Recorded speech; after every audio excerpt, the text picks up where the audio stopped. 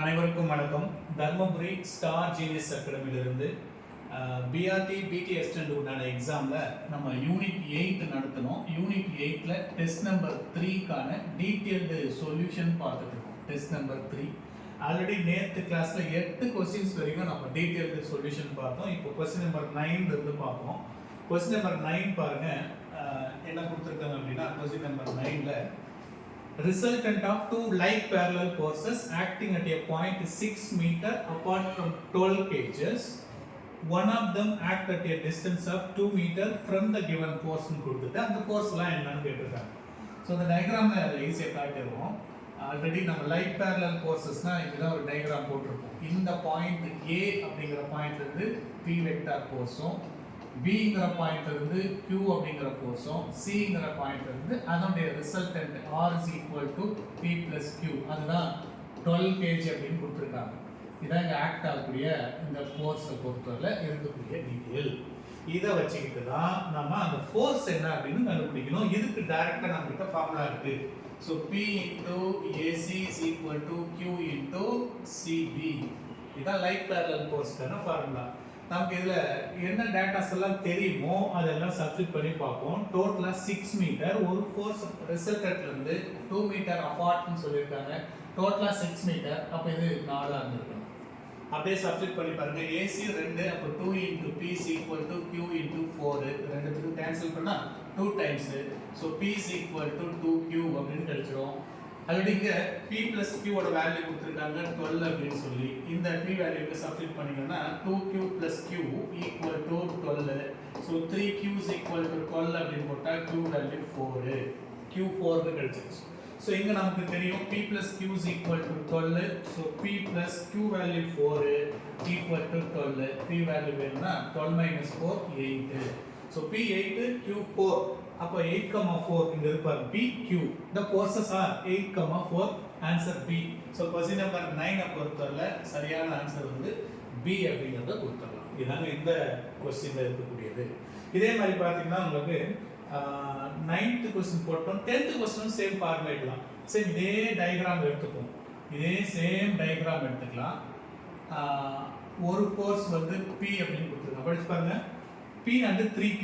P and 3P are the two forces acting A and B னு கொடுத்துருக்காங்க. ரெண்டு force வந்து கொடுத்துருக்காங்க. A பாயிண்ட்ல ஒரு ஃபோர்ஸும் B பாயிண்ட்ல ஒரு ஃபோர்ஸும் ஆக்ட் ஆகுது.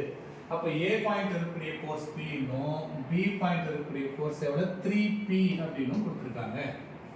அதை வச்சுக்கிட்டு then the line of resultant divide AB in the ratio. சரி, இந்த 2 எல்லாம் கிடையாது, இந்த 4 கிடையாது. சரி, இதே ஐடியா அப்படியே யூஸ் பண்ணி பாருங்க. P into AC அப்படின்னா வருங்க P into AC is equal to 3P into CB vector. இந்த Pக்கும் இந்த Pயும் கேன்சல் ஆயிடுச்சு. அப்போ AC divided by இங்க இருக்கிற CB equal to இந்த 3 divided by 1. இது அப்படியே ரேஷியோக்கு கன்வெர்ட் பண்ணீங்கன்னா AC is to CB equal to 3 is to 1 internally உட்புறமா பிரிக்குது. அப்போ 3:1ங்கிறது தான் ஆன்சர். அப்போ இது 1:3, இதுவும் 1:3, இங்கே இருக்கு பாருங்க 3:1. ஸோ இதுக்கும் ஆன்சர் B, இந்த கேள்விக்கு ஆன்சர் B அப்படின்னு கிடைச்சது. ஸோ ரொம்ப சுலபமான வினாக்கள் தான் இந்த இடத்துல இருக்குது. 1 by 1 பார்த்தீங்கன்னா அது எப்படி இருக்குது அப்படிங்கிறது தெரிஞ்சிடும். ஸோ 2 கேள்வி முடிச்சிட்டோம். 9வது கேள்விக்கும் 10வது கேள்விக்கும் முடிச்சிருக்கிறோம். அதே போல் 11வது கொஸ்டின் பார்க்கலாம். கொஸ்டின் நம்பர் 11 இதுவும் சுலபம் தான், ஈஸியான ஒரு கேள்வி தான். So 11th question. So question number 11.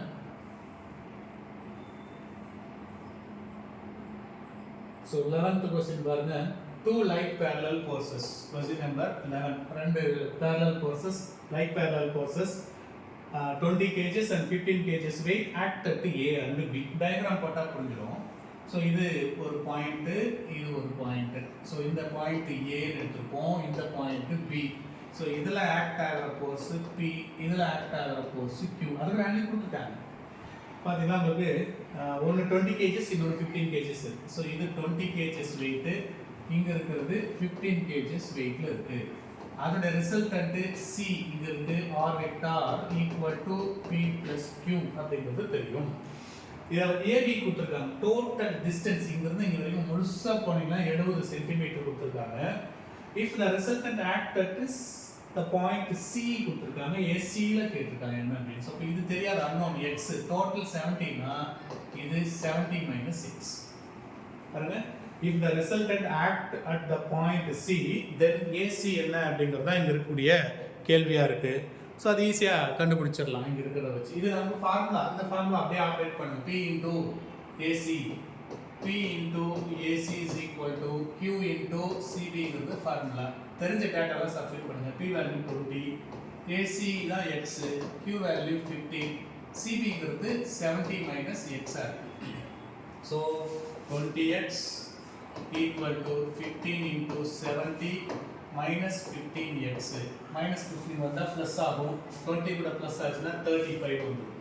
அப்ப 35x is equal to 15 into 70. 135 are 235 are. So x is equal to 15 into 2 30 அப்படின்னு வந்துரும். அதுக்கான ஆன்சர் வந்து C இருக்கு.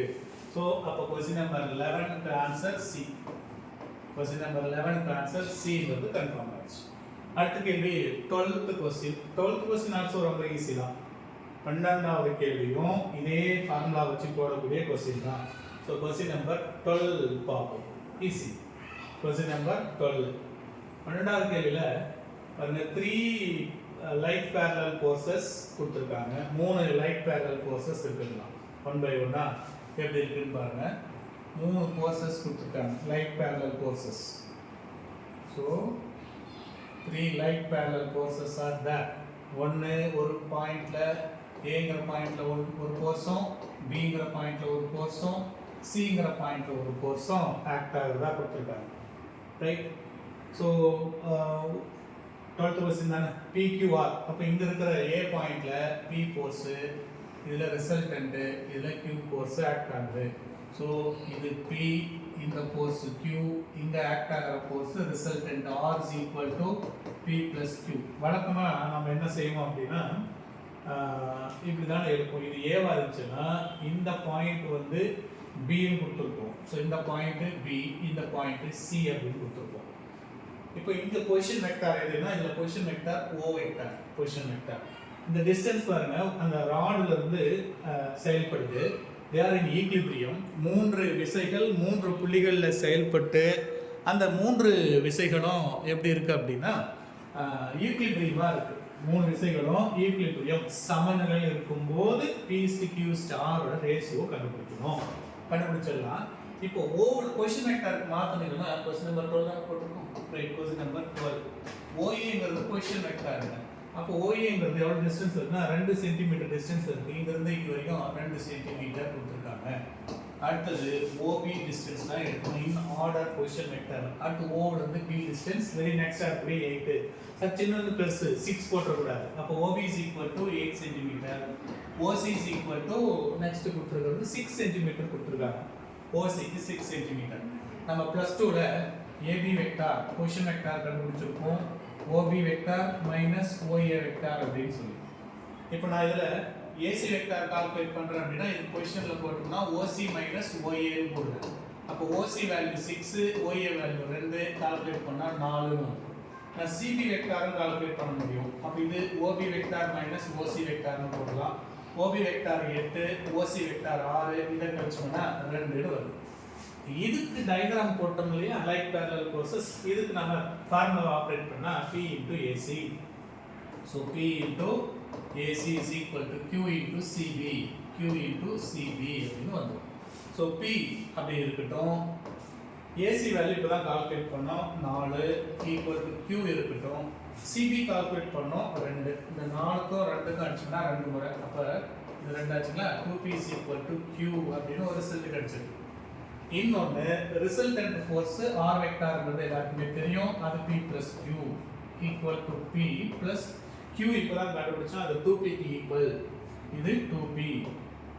ஸோ 2 ஆட் பண்ணா 3P ன்னு வந்துச்சு. ஸோ R வெக்டார் அப்படிங்கிறது 3P அப்படின்னு கண்டுபிடிச்சிட்டோம். கொஸ்டின்ல என்ன கேட்டிருக்காங்க? what is the ratio of P is to Q is to R அப்படின்னு கேட்டிருக்காங்க. கண்டுபிடிப்போமா? P is to Q is to R calculate பண்றோம். எனக்கு P தெரியாது, P தான். ஆனா Q தெரியும் 2P 2P is to R தெரியும் 3P. இந்த எல்லா Pயும் கேன்சல் ஆயிடுச்சுன்னா 1:2:3 அப்படிங்கிற ஆன்சர். ஸோ 1:2:3 ஆப்ஷன்லே இல்லை. அதனால டி none of this அப்படிங்கிறது இந்த கேள்விக்கான answer. none of this. So இப்படி சுலபமாக தான் இதில் நம்ம ஆன்சரை போட்டு எடுக்கிற மாதிரியான வினாக்கள் இதில் இடம்பெற்றிருக்கு. ஈஸி தான், ஒன்றும் கஷ்டப்படுற மாதிரி எதுவும் இல்லை. அடுத்தது கொஸ்டின் நம்பர் 13 பார்ப்போம். 13 ரொம்ப ஈஸியாக சுலபமாக போடக்கூடிய ஒரு கொஸ்டின் தான். Question number 13. ஸோ நெக்ஸ்ட் நம்ம பார்க்கக்கூடியது கொஸ்டின் நம்பர் 13. 13 எப்படி போடணும்னு பாருங்க. சுலபமான கேள்விகள் தான் இருக்கு. Question number 13. So question number 13.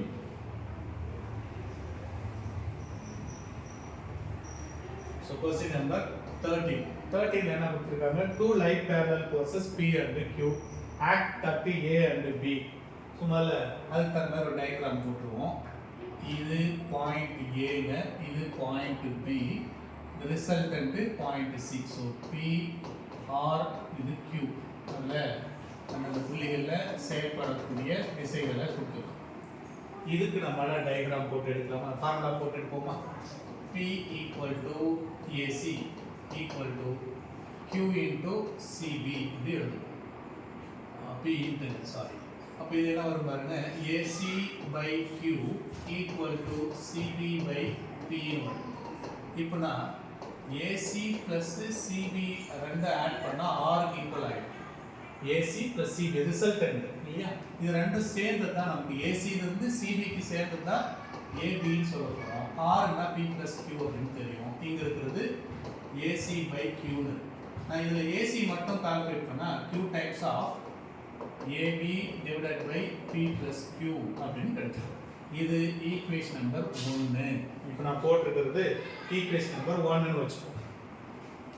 இப்போ அடுத்த கொஸ்டினில் இருக்கிற நெக்ஸ்ட் டேட்டாவை படித்து பார்க்கலாம். ஸோ நெக்ஸ்ட் டேட்டா என்ன கொடுத்துருக்காங்க அப்படின்னா, அது ஈஸியான டேட்டா தான் கொடுத்துருக்காங்க. நெக்ஸ்ட் இருக்கக்கூடிய அந்த டேட்டா பாருங்கள். Q is shifted. If Q is shifted, Q வந்து shifted. ஸோ எவ்வளோ தூரம் ஷிஃப்டாக இருக்குது அப்படிங்கிறது அடுத்த கட்டமாக பார்க்க போகிறோம். Q is shifted through a distance x.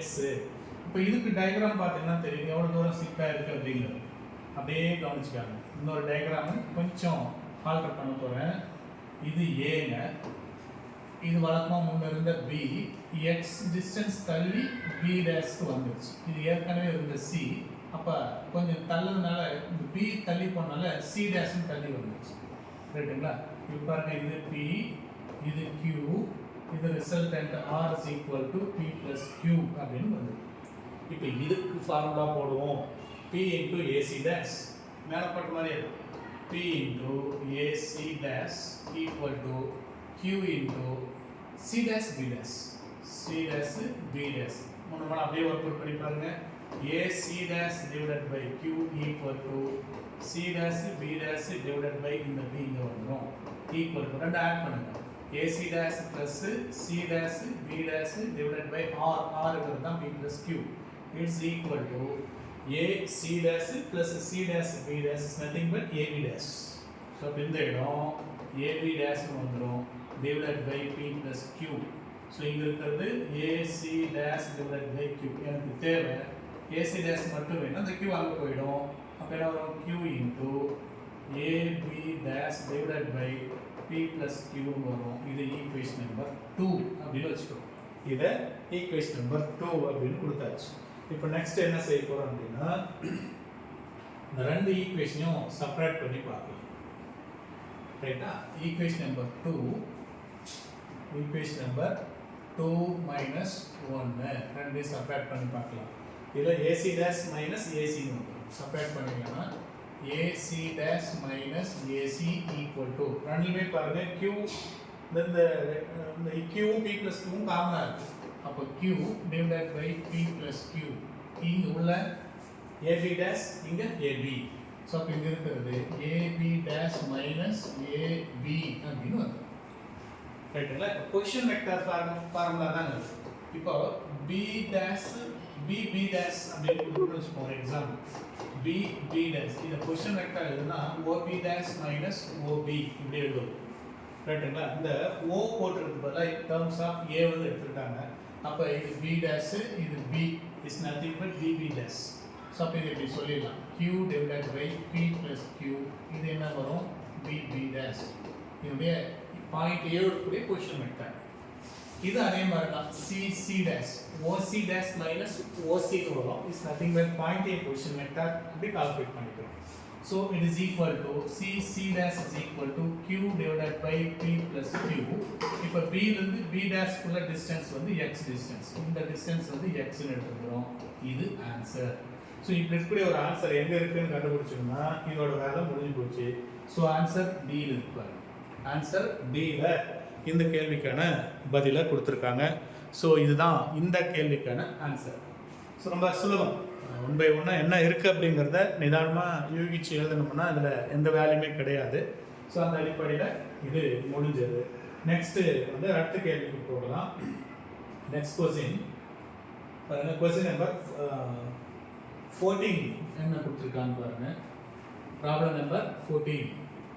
So 14 பொறுத்தவரையில் அதுவும் சுலபமான கேள்வி தான். Question number 14 yes yeah. Question number 14 பாருங்க. If the moment of f vector about a is 0 அப்படின்னு கொடுத்திருக்காங்க. The moment of f vector about a is 0.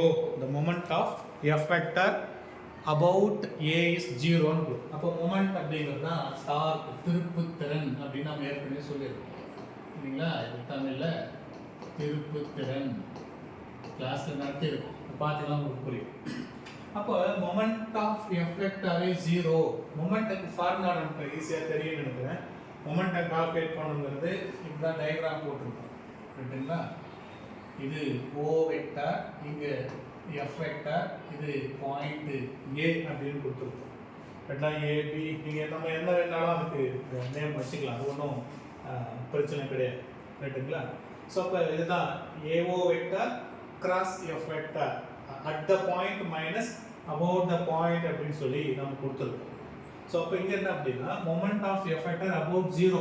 அந்த பாயிண்ட்டை பொறுத்து மொமெண்டம் கால்குலேட் பண்ணிங்கன்னா 0 வரும். இப்போ மொமெண்ட்ங்கிறது என்னது? Force in the perpendicular distance. இது டிஸ்டன்ஸ், பர்பெண்டிகுலர் டிஸ்டன்ஸ். ஸோ ஃபோர்ஸும் பர்பெண்டிகுலர் டிஸ்டன்ஸையும் பெருக்குனா கிடைச்சது இல்லையா? ஃபோர்ஸ் இன்டு பர்பெண்டிகுலர் டிஸ்டன்ஸ் அப்படின்னு சொல்லியாச்சு. இப்போ நமக்கு இதில் ஒன்று ஃபோர்ஸ் 0வா இருக்கலாம், இல்லை இந்த பர்பெண்டிகுலர் டிஸ்டன்ஸ் என்னவாகும் அப்படின்னா 0வா இருந்தால் மட்டும்தான் நமக்கு என்ன ஆகும் அப்படின்னு பாருங்க, மொமெண்டம் 0 ஆகும் அபவுட் த பாயிண்ட்ல. அப்போ ரெண்டு இடத்துல இதுக்கான ஆன்சர் வச்சிருக்காங்க. Force 0, the line of action of effector passes through A. அது ஏவிலே போனாலும் ஏன்னா அப்பதான் பர்பெண்டிகுலர் டிஸ்டன்ஸ் நமக்கு 0 ஆகும். அது வழியாவே பாஸ் ஆகுது அப்படின்னு சொன்னாங்க. ஃபோர்ஸ் அது வழியா பாஸ் ஆச்சு அப்படின்னா டிஸ்டன்ஸ் கிடைக்காது. ஸோ பர்பெண்டிகுலர் டிஸ்டன்ஸ் என்னவாகும்னா அது 0வா கிடைச்சிருது. இந்த ரெண்டு சான்ஸ் தான் வாய்ப்பு இருக்கு. நம்ம ஆன்சர் கூட ஏதோ வேற பி மட்டும் கொடுத்துட்டோம். ஸோ சி வரணும் இந்த கேள்விக்கான ஆன்சர். கொஸ்டின் நம்பர் 14க்கு ஆன்சர் வந்து சி. ரைட்? ஒன்று ஃபோர்ஸ் 0வா இருக்கும்போது அல்லது பர்பெண்டிகுலர் டிஸ்டன்ஸ் 0வா இருக்கும்போது இந்த கேஸ் வந்து ட்ரூ ஆகுது. அடுத்தது கொஸ்டின் நம்பர் 15 வரும். ஸோ கொஸ்டின் நம்பர் 15 நெக்ஸ்ட் கேள்வி பாருங்க. கொஸ்டின் நம்பர் 15 அது ஈஸி தான். 15வது கேள்வி. Question number 15, the moment of a force F vector acting at a point A about B அப்படின்னு கொடுத்துருக்காங்க. ஸோ இதுக்கு நம்ம பார்த்தீங்கன்னா உங்களுக்கு தெரியும் at the point minus about the point அப்படின்னு நான் சொல்லியிருக்கேன் நடத்தும் போது. at the point minus about the point அப்படின்னு வரணும் அப்படின்னு தெரியப்படவே பேசியிருக்கோம். ஸோ அதை நீங்கள் எப்படி கொடுத்தோம் அப்படிங்கிறத பார்த்துக்கணும். இப்போ இந்த டயக்ராம் எடுத்துக்கலாம். இதே தான். ஸோ இங்கே ஃபோர்ஸ் செயல்படுறதா எடுத்துருக்கேன். இந்த இடம் A, இந்த இடம் B இப்படி கொடுத்துருக்கோம். இது பர்பெண்டிகுலர் டிஸ்டன்ஸாக இருக்குது. ஸோ நமக்கு இதை வச்சுக்கிட்டு தான் நம்ம இதை எழுத முடியும். மொமெண்டத்துக்கான ஃபார்முலா எழுத முடியும். ஸோ அப்போ மொமெண்டம் வேணும் அப்படின்னா என்ன வரணும்னு பாருங்க. At the point minus about the point அப்படிங்கிற மாதிரி வரணும் அப்படின்னு சொல்லியிருக்கேன். ஸோ மேலேருந்து ஆரம்பிக்கணும். அப்போ BA வெக்டார் இங்கிருந்து BA vector cross F vector இதுதான் மொமெண்டம். மொமெண்ட் P-க்கான ஃபார்முலா. மொமெண்ட் சிம்பல் வந்து P அப்படின்னு சொல்லுவோம். BA vector cross F. அப்போ இதில் பார்த்தீங்கன்னா தெரியும் நமக்கு எப்பவுமே இதில் மொமெண்ட்டை கால்குலேட் பண்ணும்போது அட் த பாயிண்ட்னு ஒன்று கொடுத்துருப்பாங்க, அபவுட் த பாயிண்ட் அப்படின்னு ஒன்று கொடுத்துருப்பாங்க. At the point, about the பாயிண்ட்னு வரும். அப்போ நம்ம இங்கே என்ன வரும் பாருங்க, இந்த இதை ஒர்க் அவுட் பண்ணும்போது அட் த பாயிண்ட்லேருந்து அபவுட் த பாயிண்ட்டை சப்ராக்ட் பண்ணிக்கணும். நீங்கள் அது புரிஞ்சியோ புரியலையோ, இது நல்ல ஸ்ட்ராங்காக ஞாபகம் வச்சிட்டிங்கன்னா நமக்கு ஈஸியாக எஃபெக்டாக கொஸ்டின் ஈஸியாக கண்டுபிடிச்சிடலாம். இந்த ஏபி வெக்டார் ஃபர்ஸ்ட் பார்ட் எடுக்கிறது at point minus about point அப்படிங்கிறது வரும். அப்போ இதே கேள்வியில் பாருங்க, at point minus the moment of a force effect are acting at the point A above the point B. அப்போ என்ன வரணும், at the point இருந்து above the point கழிக்கணும். அப்போ OAங்கிறது at the point, OBங்கிறது above the point. at the point minus above the pointங்கிறது formula மாதிரி மைண்டில் வச்சுக்காங்க. ப்ராப்ளம் போடும்போது கூட இது நமக்கு ஹெல்ப் பண்ணும். at the point minus above the point அப்படிங்கிறது கிளியராக ஞாபகம் வச்சுக்கலாம். அப்போ இதை நம்ம கொஸ்டின் வெக்டார் போடுறோம். ஃபார் எக்ஸாம்பிள் ஏபி வெக்டாருக்கான question vector OB vector minus OA vector. Actually இந்த OBங்கிறது என்ன பாயிண்ட், அபவுட் பாயிண்ட். அபவுட்ல இருந்து அட்டை சப்ராக்ட் பண்ணியிருக்காங்க, இது ராங் ஸ்டேட்மெண்ட். ஒருவேளை இதே BA வெக்டார்னு